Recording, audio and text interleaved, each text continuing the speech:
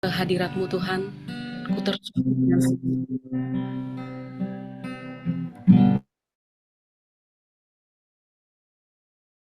Aku masuk ke hadirat-Mu, ku tersungkur dan sembah-Mu, ku persembahkan korban syukurku yang terbaik bagimu. Kita naikkan pujian ini dari syukur Tuhan buat kemurahan-Mu di dalam kehidupan kami. Kami berterima kasih buat kebaikan-Mu Tuhan.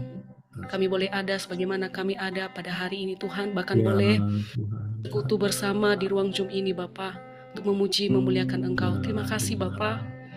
Terima kasih. Terima kasih Tuhan Yesus. Biarlah ibadah kami menjadi ibadah yang menyenangkan-Mu Tuhan. Amin. Layakkan kami, kuduskan kami Tuhan, supaya kami layak untuk memuji-Mu, menyembah-Mu. Ya. Terima kasih Bapa. Terima kasih Tuhan Yesus. Segala pujian hormat hanya bagi nama-Mu. Haleluya. Amin. Saudaraku, kita naikkan sekali lagi pujian kita. Tuhanku mau menyenangkan-Mu. Nanti di akhir pujian, dengan hormat kepada hambanya, Pendeta Kuet Liong, untuk membawa kita untuk sharing firman Tuhan. Kita naikkan pujian, Tuhanku mau menyenangkan-Mu.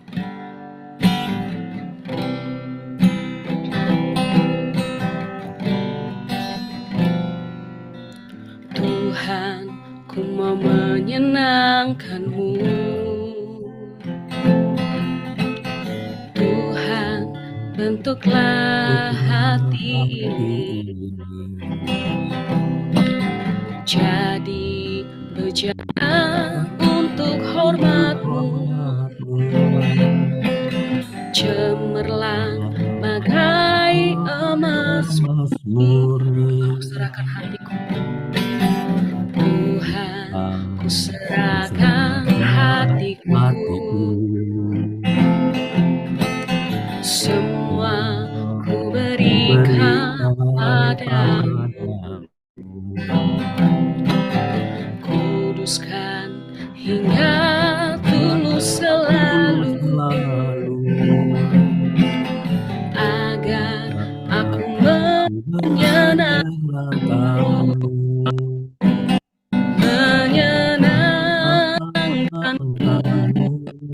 senangkan-Mu. Hanya itu kerinduanku,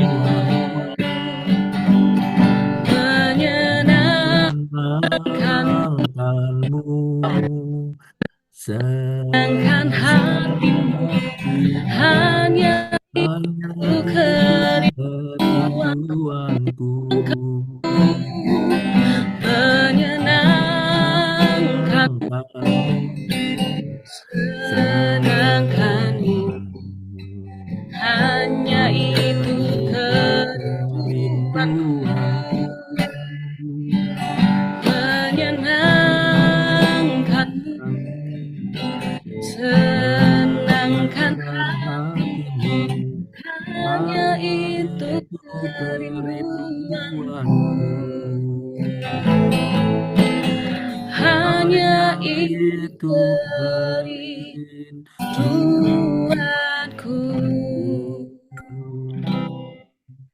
Silakan Pak. Puji Tuhan, terima kasih Doriska, luar biasa. Ya, puji Tuhan untuk bapak-bapak nih. Jadi di room ini Doriska lah yang menjadi primadonanya sekarang ya. Karena cuma satunya wadon yang ada di room ini. Tapi ya puji Tuhan. Biasanya terbalik ya, biasanya apa wanita-wanita yang banyak ya. Uh, Kalau di sini sekarang prianya yang banyak, bapak-bapak. Tapi ya puji Tuhan kita bisa di tahun yang baru ini ya kita bisa bersama-sama berfellowship untuk kita memasuki tahun yang baru sebentar. Biarlah kiranya kekuatan ilahi itu ada dalam hidup kita Oleh karenanya, biar kita mau awali dengan ibadah untuk CBC ini, harapan saya dan doa saya bahwa CBC ini akan terus Tuhan pakai untuk menjadi saluran berkat bagi banyak orang, sehingga mereka bisa dibekali, bisa diperlengkapi untuk bisa melakukan kehendak Bapa di dalam kehidupan mereka. Itu doa saya dan kerinduan saya yang saya selalu taruh atas CBC ini. Saya terus berdoa untuk CBC ini. Dan kita semua juga terus berdoa ya, agar supaya CBC ini biarlah kiranya menjadi apa, berkenan kepada Tuhan, sehingga Tuhan akan gerakkan lagi orang-orang yang rindu untuk diperlengkapi agar mereka bisa mengerti untuk melakukan kehendak Bapa di dalam kehidupan mereka. Nah, itulah kerinduan saya dan kita semua untuk CBC ini. Nah, malam ini kita akan sharing sedikit mengenai firman Tuhan, ya, di mana kita melihat banyak sekali tantangan-tantangan untuk anak-anak Tuhan sekarang ini, yaitu tantangan-tantangan bagaimana kita bisa mengerti tentang apa kehendak Tuhan, bagaimana kita bisa mengerti tentang kebenaran firman Tuhan itu di dalam setiap ruang lingkup kita sebagai anak Tuhan, khususnya di dalam kita beribadah sama Tuhan. Nah, oleh karenanya seperti tadi saya paparkan bahwa wadah CBC ini, saya terus berdoa biar Tuhan berkenan atas wadah CBC ini, karena wadah ini memiliki hati untuk benar-benar dapat menyalurkan berkat kebenaran firman Tuhan untuk memperlengkapi setiap anak-anak Tuhan atau siapapun yang bergabung di dalam CBC ini. Agar supaya apa? Agar supaya mereka bisa mengerti dengan benar, mengerti dengan jelas tentang kekristenan itu yang sesungguhnya. Ya, karena banyak sekali sekarang ini timbul pengajar-pengajar, timbul gereja-gereja yang aneh-aneh, ya, sehingga kelihatannya, ya, ibadah itu kelihatannya begitu dahsyat luar biasa. Tapi kalau kita lebih menelaah lagi kebenaran firman Tuhan, maka kita bisa tahu bahwa semuanya itu hanyalah fata morgana, ya, di hadapan Tuhan. Ya, saya bisa berani katakan itu karena apa? Karena saya bisa melihat dari kebenaran kacamata firman Tuhan bahwa itu tidak seiras dengan kebenaran firman Tuhan. Ya, nah oleh karenanya kita ini yang rindu, ya, yang rindu untuk benar-benar mengasihi Tuhan, maka mau tidak mau kita harus, ya, menjangkau mereka untuk memproklamirkan mereka agar supaya mereka bergabung kepada CBC ini. Bukan ini promosi, bukan, ya, tetapi ada satu kerinduan kita ini agar supaya mereka bisa bergabung dalam CBC ini dan mereka bisa menerima pengajaran-pengajaran yang murni untuk mendewasakan mereka, untuk mereka mengerti tentang kekristenan yang sesungguhnya itu seperti apa. Ketika nanti mereka ada di komunitas, ya, bersama-sama dengan orang-orang Kristen, entah itu di komunitas gereja, ya, di dalam ibadah, maka mereka bisa mengerti dengan sungguh, ya, bahwa kekristenan itu harus seperti ini, sehingga mereka itu tidak bisa diombang-ambingkan dengan rupa-rupa pengajaran, dengan rupa-rupa ibadah yang pada akhirnya seolah-olah menyenangkan Tuhan, padahal itu menjadi kekejian bagi Tuhan. Ya, saya mau katakan gini, bahwa apa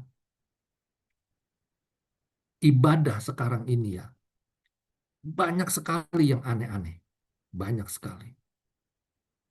Dan semua yang ada dalam ibadah itu muatannya memang ada firman Tuhan yang ada, tetapi sebenarnya itu semu semua. Ya. bermuara kepada ego mereka masing-masing. Ya. Nah, bagaimana kita bisa mengerti hal itu? Kalau kita nggak mau merelakan diri kita, membuka hati kita untuk bisa kita menerima kebenaran firman yang sesungguhnya, sehingga kita bisa mengerti dan kita bisa melihat perbedaannya ketika kita menerima yang original daripada Tuhan tentang kebenaran firman Tuhan itu. Nah, itu dia. Nah, oleh karenanya jangan nih yang ada sekarang ini malam ini jangan kita jemu atau jangan kita bosan untuk kita menerima pengajaran-pengajaran yang dapat memperlengkapi iman percaya kita, memperlengkapi kita punya pengertian tentang kekristenan, tentang keilahian, tentang cara ibadah, tentang cara bagaimana kita menyembah Tuhan. Ya, jangan pernah kita berhenti, jangan pernah kita lelah. Kita terus harus menggali, kita terus harus meminta agar supaya kita bisa diperlengkapi lebih jauh lagi dalam kehidupan kita. Percayalah saya, ya, bahwa tanpa kita rindu untuk diperlengkapi, untuk mengerti tentang kebenaran firman Tuhan yang sejati, maka kita gampang sekali akan terhanyut dengan rupa-rupa pengajaran yang pada akhirnya membawa kita kepada kefatalan, ketidakberhasilan di dalam kita mengiring kepada Tuhan. Percayalah. Ya, karena saya sudah banyak sekali melihat hal-hal yang sedemikian, yang aneh-aneh timbul dari anak-anak Tuhan yang sudah sekian lama menjadi anak Tuhan, bahkan menjadi pelayan Tuhan dalam gereja. Nah, oleh karenanya malam ini saya akan bagikan sedikit kebenaran firman Tuhan tentang ibadah. Ya, tapi sebelum untuk kita masuk di dalam apa firman Tuhan, sharing firman Tuhan tentang ibadah, maka saya minta tolong dengan Brother Nuyu untuk bisa tampilkan itu apa satu fenomena, ya, ibadah yang saya ambil dari YouTube, ya, dan ini nyata dan pernah sekali, ya, gembalanya ini menantang kepada apa hamba-hamba Tuhan lain, jikalau sekiranya dia itu dikatakan sesat, silakan dia bilang, untuk apa berkonfrontasi dengan dia. Ceritanya seperti itu. Nah, oleh karenanya ayo kita lihat ya tayangan ini coba. Brother Louis sudah siap?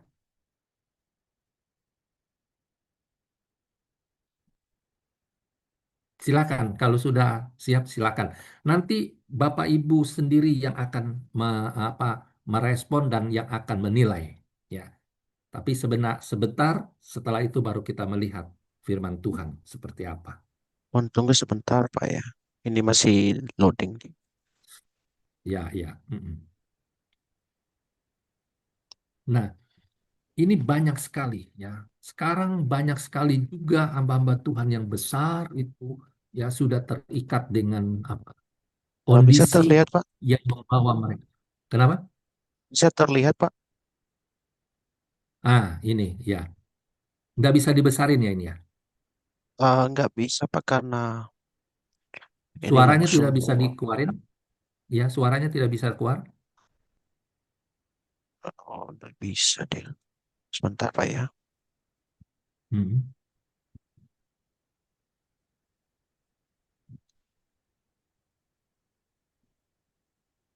Coba saya dulu, Pak. Ya.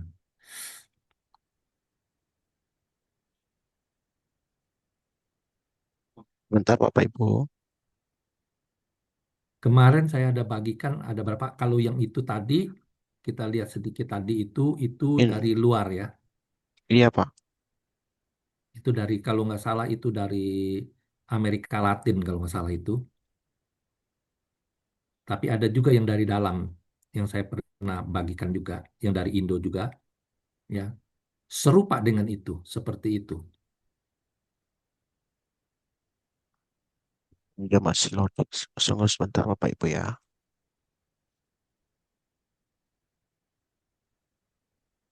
Ya,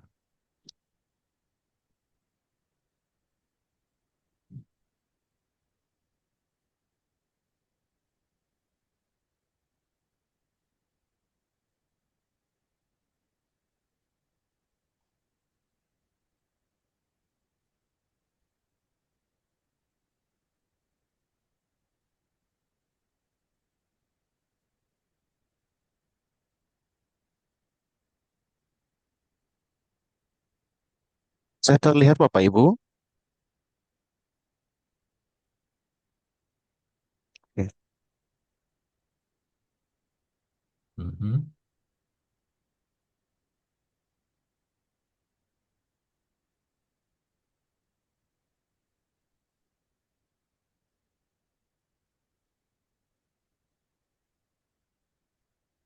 Saya terdengar suaranya Pak.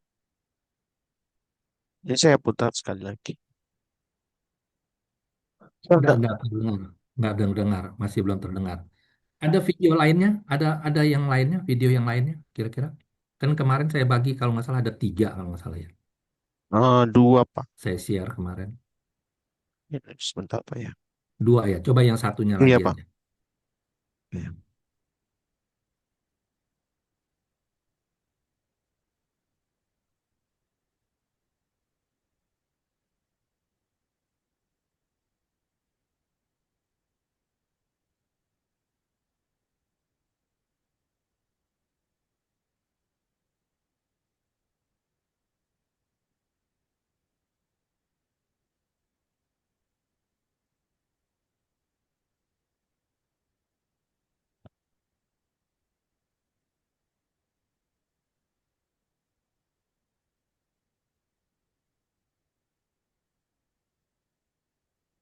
Bukan ya.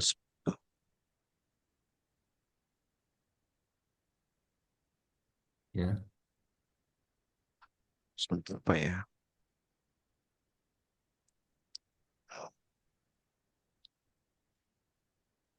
Ini suaranya tidak terdengar. Coba saya buka sekali Nggak lagi. apa-apa. Soalnya nggak terdengar juga nggak apa-apa lah. Yang penting Ah, terlihat bagaimana ya. manifestasi mereka di dalam Ini menyembah ya. ini sepertinya bisa ini Pak. Sebentar Pak ya. Ini terdengar suaranya Bapak Ibu. Yang ini? Masih belum terdengar nih. Nah,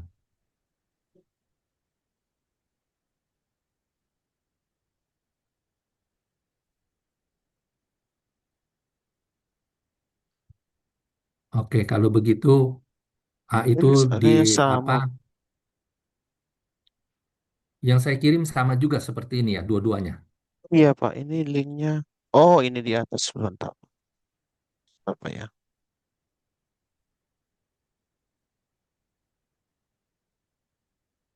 Mohon ditunggu Bapak Ibu ya. Mohon maaf. Ternyata saya download. Nah,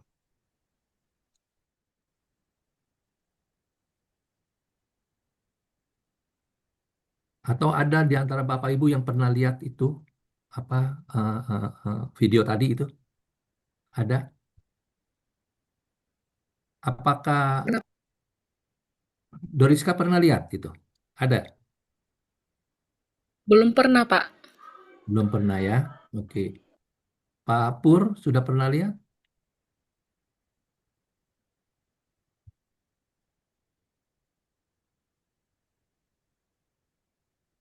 dengar Belum, suaranya Pak. Pak. Terdengar suaranya Pak. Ini saya putar Masih izin Pak. belum juga. Mas, oh Nggak padahal apa-apa, di udah sini Kak. ditayangin aja. Oh, Nggak apa-apa, ditayangin aja. Udah. oh. Ya, tayangin saja, nggak apa-apa. Nah, kalau yang ini di sini, di Indo. Ya, kalau yang tadi itu di luar, kalau ini di Indo. Yang ini ya.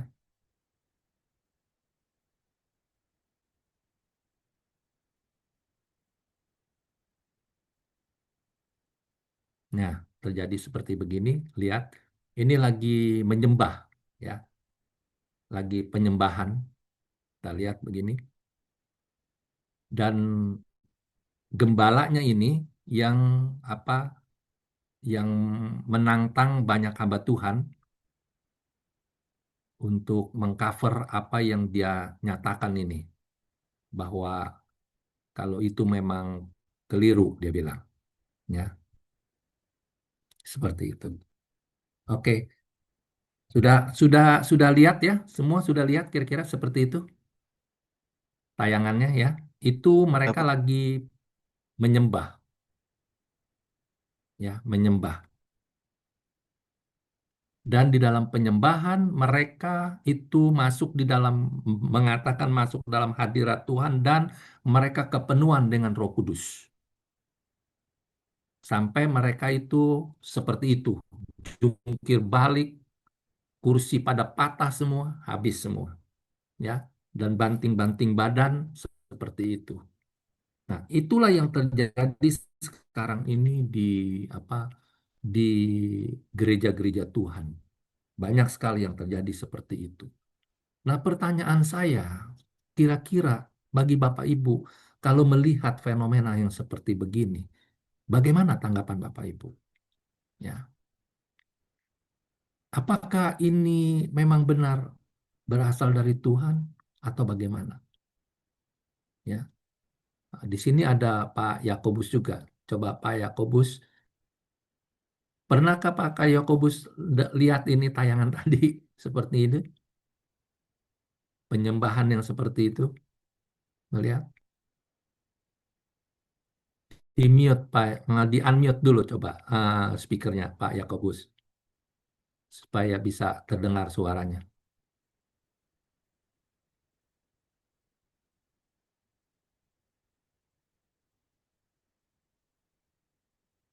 Oke, ya. Jadi itulah ya, saudaraku yang kekasih, itulah yang nyata-nyata terjadi sekarang-sekarang ini di dalam gereja-gereja Tuhan. Ya, dan ada banyak ya perilaku-perilaku gereja-gereja juga yang lebih halus daripada itu.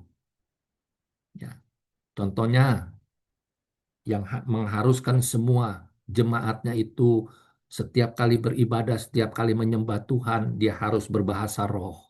Seperti itu. Ya, ada banyak sekali gereja-gereja yang seperti itu. Ya. Nah, tetapi coba kita mau melihat yang sebenarnya. Ya, apa itu penyembahan di dalam Tuhan yang Tuhan perintahkan kepada kita? Ya.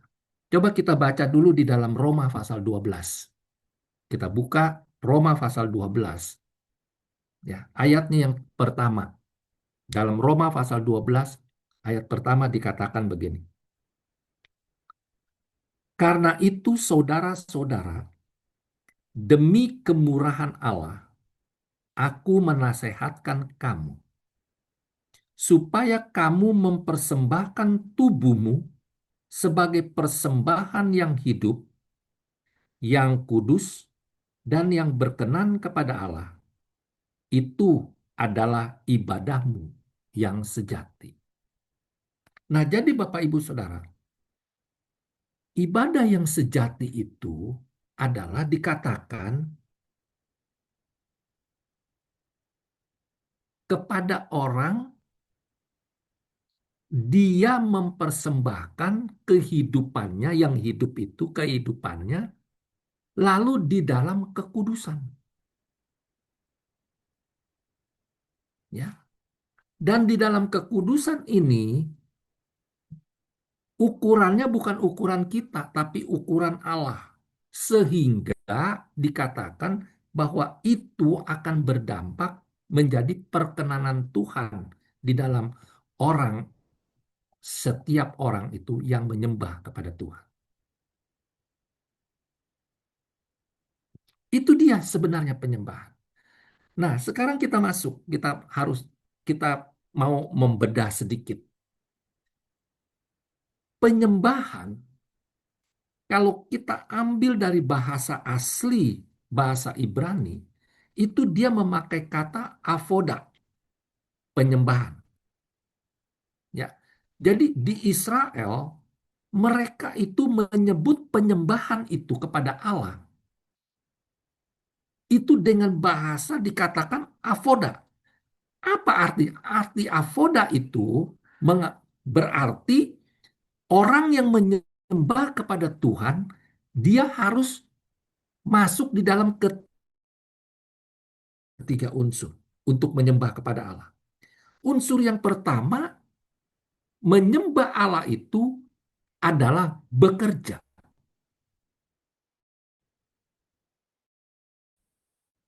Itu avoda. Ya. Bekerja. Yang kedua, yaitu worship atau penyembahan. Yang ketiga adalah pelayanan. Jadi dalam penyembahan itu Tuhan mau ketiga unsur ini terlibat di dalam kehidupan orang yang menyembah kepada Tuhan. Yang pertama work, bekerja work. Yang kedua worship. Yang ketiga service. Tapi semua ini dilakukan tertuju kepada Tuhan, diberikan kepada Tuhan. Nah, orang yang melakukan itu, itulah baru dikatakan dia adalah orang yang menyembah kepada Tuhan di dalam roh dan kebenaran. Itulah yang dikatakan oleh Paulus di dalam Roma pasal 12 tadi, persembahkanlah tubuhmu sebagai persembahan yang hidup, yang bergerak, bekerja. Bukan cuma meminta-minta. Bukan datang ke gereja mengharapkan sesuatu. Bukan membuka gereja menjadi hamba Tuhan mengharapkan sesuatu. No, bukan. Tapi penyembahan kepada Tuhan itu adalah kita bekerja sedemikian rupa dan tertuju hanya kepada Tuhan. Tujuannya hanya kepada Allah. Itulah penyembahan. Jadi penyembahan itu bukan cuma sekedar datang ke gereja, lalu seolah-olah kepenuhan Roh Kudus, dia berbahasa roh, yang lebih dahsyat lagi seperti tadi, jungkir balik dia, banting badan ke sana kemari, hancurkan kursi, lalu dikatakan bahwa itulah penyembahan yang sejati. No, bukan seperti itu. Jadi penyembahan kepada Tuhan itu yang benar adalah kita bekerja. Memberikan tangan kita kepada orang lain. Bekerja, memberikan tangan kita. Menurunkan tangan kita. Menurunkan tangan kita untuk kita bekerja bagi kepentingan orang lain. Itu baru dikatakan menyembah kepada Tuhan. Jadi banyak sekali orang, anak-anak Tuhan itu, mereka merasa puas kalau sudah datang ke gereja, oh saya sudah menyembah Tuhan. Atau ketika mereka datang di dalam persekutuan doa, dan dia berdoa menyembah Tuhan, dia katakan itu sudah menyembah Tuhan. Padahal dia tidak pernah bekerja untuk memberikan dampak kepada orang lain. Dia bekerja untuk kepentingan dirinya sendiri. Itu satu, menyembah kepada Tuhan kita harus bekerja. Wow. Nah yang kedua apa? Kita pada waktu kita kerja kita turun tangan. Turun tangan kita bekerja, turun tangan menolong. Turun tangan kita bekerja untuk jiwa-jiwa. Ya. Nanti ada lagi apa turunannya daripada bekerja ini seperti apa. Tapi saya tidak akan ke sana dulu. Saya persingkat saja karena nggak cukup waktu nanti. Jadi kita turun tangan. Bekerja berarti kita turun tangan bagi orang-orang. Lalu itu baru namanya penyembahan. Kita menyembah kepada Tuhan. Yang kedua, worship. Worship ini kita mulai mengangkat tangan kepada Tuhan. Kita menyembah Tuhan. Di dalam kita melakukan pekerjaan yang kita lakukan bagi kepentingan orang, untuk kemuliaan Allah. Entah mungkin Bapak Ibu ada di dalam pekerjaan sekuler, tapi biarlah bekerja di situ untuk memuliakan Allah, sehingga attitude di dalam kita melakukan pekerjaan itu bisa teruji dan terukur. Bukan sebaliknya menjadi batu sandungan. No. Di dalam kita berusaha, biarlah kita berusaha di dalam usaha kita itu bekerja untuk kesejahteraan bukan diri kita sendiri saja, tapi kesejahteraan orang lain. Mungkin kelihatannya ini agak ekstrim mungkin ya. Bagaimana mungkin bisa Pak seperti begitu? Tapi nanti ada kesempatan lain, nanti saya akan paparkan, saya akan detail lagi bicara tentang bekerja ini. Karena banyak anak Tuhan yang masih tidak mengerti tentang mereka bekerja selama ini tidak memuliakan Allah, tidak beribadah kepada Allah. Banyak sekali. Ya. Nah, yang kedua, ketika kita turun tangan, tadi bekerja turun tangan untuk kemuliaan Tuhan. Lalu yang kedua, kita harus mengangkat tangan. Worship, menyembah Tuhan. Jadi di dalam segala apa yang kita lakukan, biarlah di dalam hati, pikiran, dan perkataan kita itu selalu menyembah kepada Tuhan. Jadi menyembah kepada Tuhan tidak terbatas hanya di dalam keempat dinding tembok. No, tidak. Itu sangat-sangat dangkal sekali. Itu sangat-sangat kekanakan untuk tolok ukurnya. Jadi menyembah Tuhan itu yang lebih bisa berdampak itu ketika kita ada di luar, di dalam pekerjaan kita, kita bisa menyembah Tuhan. Lewat apa? Kehidupan kita. Kita bersyukur setiap apa yang kita dapat dan apa yang kita bisa lakukan. Itu namanya menyembah yang benar. Ya. Jadi pertama kita turun tangan, kedua kita mengangkat tangan, menyembah kepada Tuhan. Menyembah kepada Tuhan adalah mengangkat tangan, itu artinya kita menyerahkan semua kepada Tuhan dan kita percaya bahwa Tuhan itu adalah segala-galanya dalam hidup kita. Itu baru namanya penyembahan. Ya. Penyembahan bukan bicara soal suara bagus. No, bukan.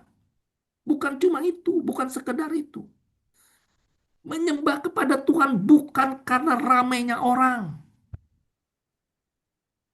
Menyembah Tuhan bukan bicara tentang paduan suara. Bukan. Tapi menyembah Tuhan yang benar adalah kehidupan kita ini dibawa setiap hari di dalam pekerjaan kita, di dalam usaha kita. Kita tetap terhubung dengan Tuhan dan kita mengatakan bahwa Tuhanlah, untuk Tuhanlah segala-gala yang aku lakukan. Segala-galanya yang aku lakukan untuk Tuhan. Dan kita selalu ingat bahwa tanpa Tuhan kita tidak bisa buat apa-apa. Itu yang namanya penyembahan yang benar atau penyembahan yang sejati. Yang ketiga, ketika kita sudah turun tangan, ketika kita sudah mengangkat tangan, maka bagian ketiga yaitu service atau melayani, pelayanan. Artinya kita mengulurkan tangan bagi orang lain. Itu penyembahan artinya. Itulah makna penyembahan yang benar. Jadi selama ini kita banyak yang tidak mengerti tentang penyembahan itu. Jadi gini loh ya, orang datang ke gereja, ya, bernyanyi buat Tuhan, ya, menyembah Tuhan di dalam pujian penyembahan. Iblis nggak masalah, bagi iblis nggak masalah. Dikasih silakan, silakan, silakan. Kenapa? Karena hanya satu kali dalam satu minggu mereka ada di dalam gereja Tuhan, gereja itu yang disebut menyembah Tuhan. Cuma sekali. Tapi ada 6 hari di luar di mana hidup orang itu terpisah dari Tuhan. Dan itu bagian iblis. Dia bergabung dengan iblis 6 hari. Satu hari, hari Minggu itu pun hanya 2 jam. Tapi 6 hari full 12 jam, bahkan sampai 24 jam. Dia ada di dalam lingkaran kuasa kegelapan. Ya, nggak bisa. Makanya banyak sekali anak-anak Tuhan yang kerohaniannya stuck, yang kerohaniannya stay, ya, tidak bisa buat yang lebih lagi di dalam kehidupannya, nggak bisa. Kenapa? Karena dia tidak membawa hidupnya dipersembahkan menjadi persembahan yang hidup dan yang berkenan kepada Tuhan. Itu dia. Belakangan ini kita dengar ya, ada isu ataupun banyak sekali didengungkan bahwa akan ada terjadi nanti ya masa apa itu apa padam, ada serangan cyber ke semua negara. Ya, Belanda sudah memberikan panduan bagaimana untuk orang itu mempersiapkan diri ketika hal itu terjadi, yaitu 7 hari atau 1 minggu itu akan ada apa yang namanya pemadaman listrik. Nah, jadi ada di Belanda, di Jerman, di Inggris, mereka sudah mengeluarkan buku panduan untuk apa untuk masyarakatnya, ya. Itu bagaimana mereka harus mempersiapkan diri ketika hal itu terjadi. Ini ini sudah santer dan di Indonesia kemarin ini ada siapa itu yang juga bicara hal yang sama. Ya, di Bangladesh sudah terjadi itu. Ya, beberapa hari lamanya itu padam listrik dan terjadi itu huru hara besar di sana. Itu baru 3 hari, belum 7 hari. Ini terdengar, sudah didengungkan ini. Dan kalau nggak salah di Bali pernah diuji coba itu. Ada ya pemadaman listrik ya. Betul nggak? Ada nggak di Ya, Bali? ada bergilir, Pak, Pernah dia. terjadi nggak itu beberapa hari yang lalu? Bergilir, Pak. Hah? Pemadaman bergilir.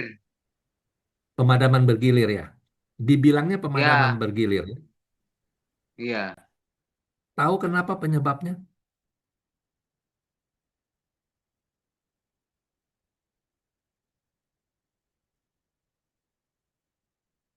Nggak terdengar suara Pak Pur. Itu di mute speakernya.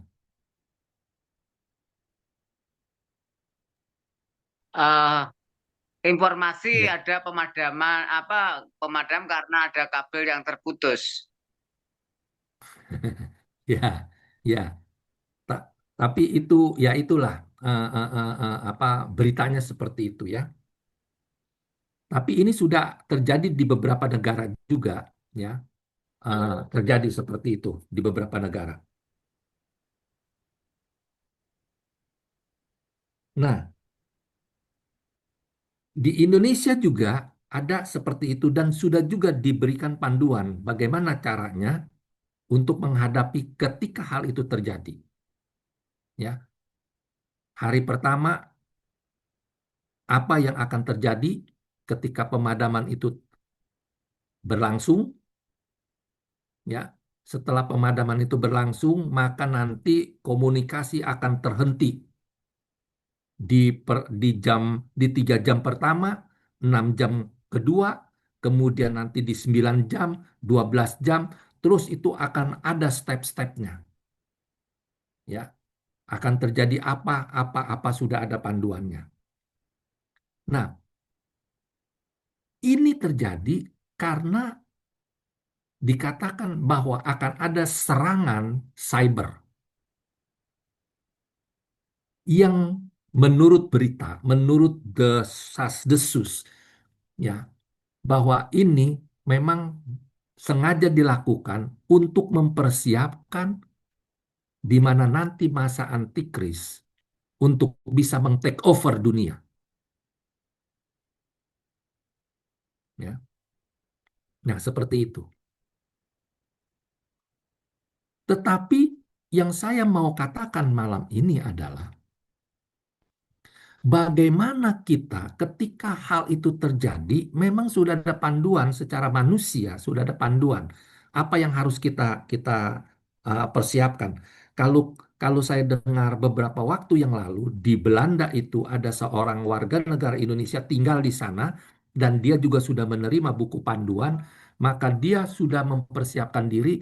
Dia yang pertama dia mempersiapkan diri adalah dia membeli genset. Dia katakan itu ada di YouTube juga ada itu, ditayangkan itu. Dia membeli genset. Kemudian dia mengumpulkan itu BBM untuk genset itu. Lalu kemudian dia mengumpulkan air minum. Dia mulai sedikit demi sedikit dia kumpulkan itu, dia beli sedikit demi sedikit untuk keperluan nanti ketika itu terjadi. Dan lain-lain dan lain-lainnya. Makanan kaleng apa semua. Dan ini sudah banyak sekali yang berkata. Tetapi yang saya mau garis bawahi bahwa hal ini bisa nggak terjadi? Bisa. Kemungkinannya besar nggak? Besar, bisa terjadi. Karena memang masa antikris itu, suka atau tidak suka, dia pasti datang. Masa antikris itu. Dan kalau kita mau tarik ini dihubungkan dengan masa-masa antikris yang akan dipersiapkan, bisa terjadi uji coba. Nah, kalau tadi Pak Pur bilang bahwa di di mana di Bali itu pemutusan padam listrik bergantian dikatakan karena kabel bawah tanah bermasalah. Tapi baru kemarin terjadi di Surabaya. Pemadaman listrik 24 jam di Surabaya. Lalu terjadi lagi minggu yang lalu itu di Jogja. Ada terjadi lagi pemadaman listrik. Apakah semua itu kabel bawah tanahnya juga bermasalah? Tapi banyak pakar-pakar yang mengatakan bahwa ini sedang diuji coba.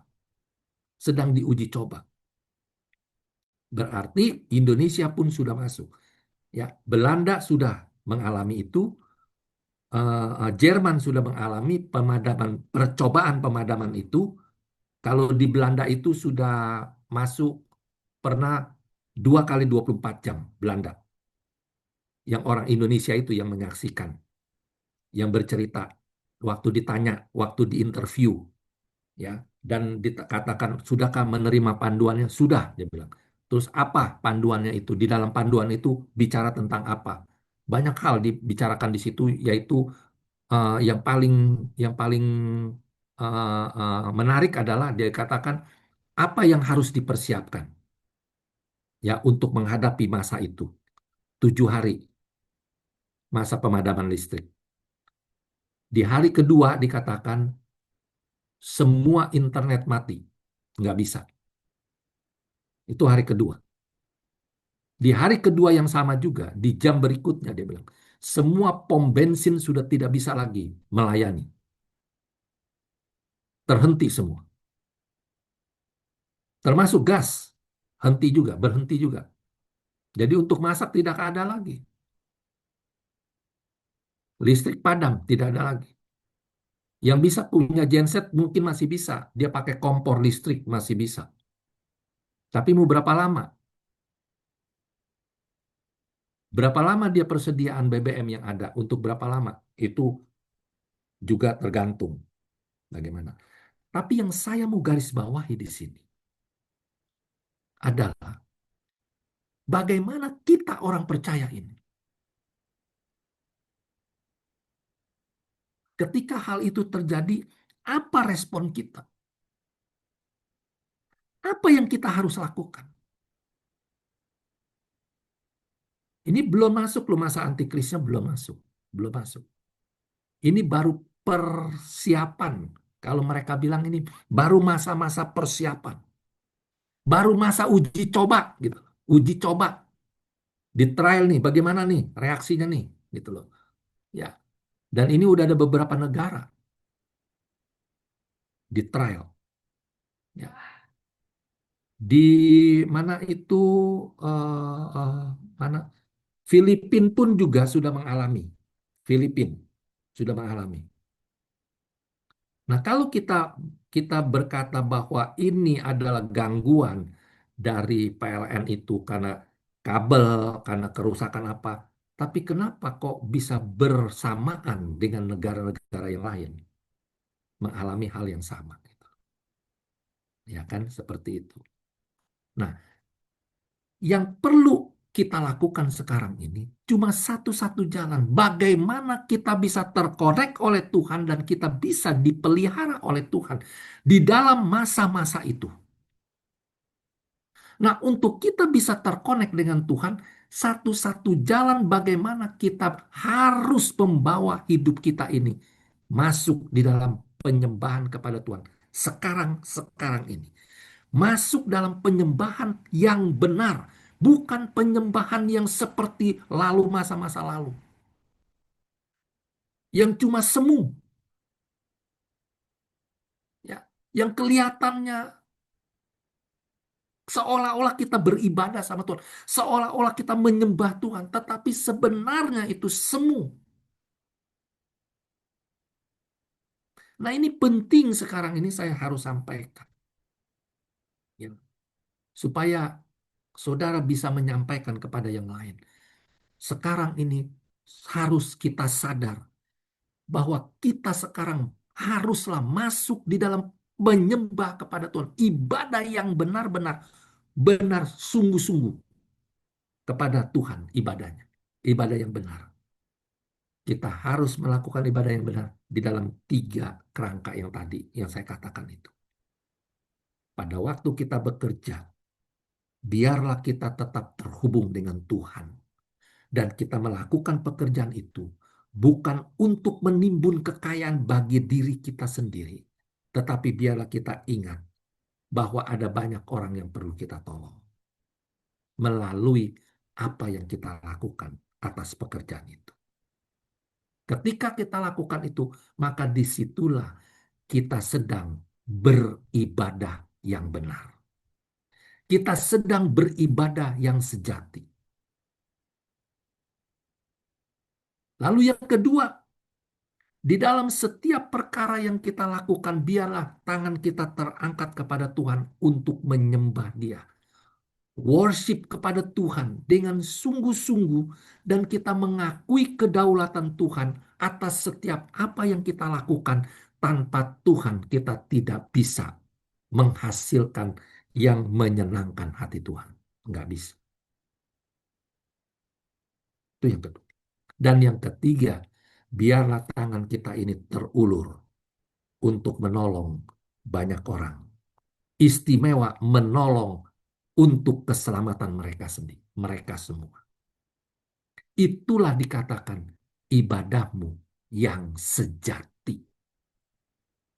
Bukan cuma sekedar ibadah setiap minggu, hanya seminggu sekali datang ke gereja, bahkan pakai air mata segala di sana. No, bukan itu. Tapi ibadah yang sejati, seperti tadi, kita masuk dan kita berdiri di atas ketiga kerangka itu. Maka percayalah, ketika kita lakukan itu, maka Tuhan sendiri yang akan menolong kepada kehidupan kita. Sekalipun apa yang akan terjadi nanti, itu bertanda bahwa ada goncangan yang besar. Tuhan sedang goncangkan agar supaya anak Tuhan aware, peduli, dan kembali kepada Dia yang memiliki kedaulatan atas kehidupan setiap manusia. Itu dia. Oke, puji Tuhan. Terima kasih. Assalamualaikum warahmatullahi wabarakatuh. Wassalam.